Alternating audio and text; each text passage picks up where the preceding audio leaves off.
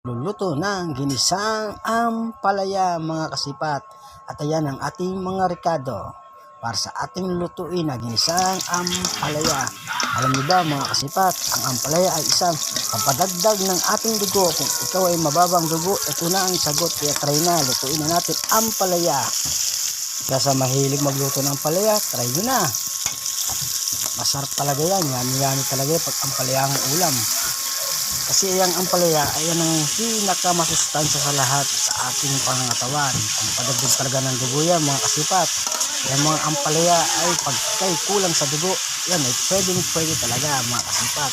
Lalo ng mga malnourished, kumain ka lang yan, siguradong gaganda ang iyong katawan at magiging masagana ang iyong pangangatawan mga kasipat. Diba mga Dila ang ampalaya ay yan daw ang pinakamapait na gulay sa buong mundo.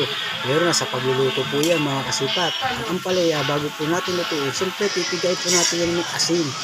Diba mga kasipat? Para mawala po yung pait, tsaka po natin balawan. Yan po ang ginagawa ko sa ampalaya mga kasipat para hindi po siya mapait mga kasipat. At yun nga ay napapasarap na po tayo sa ating pag-voice over. Yun na po ay luto ng ating saganang pagkain. Yummy to the time mga kasipat. Kain na naman tayo mga kasipat. Rice na lang, okay na. Halo na mga kasipat. Hanggang dito na lang.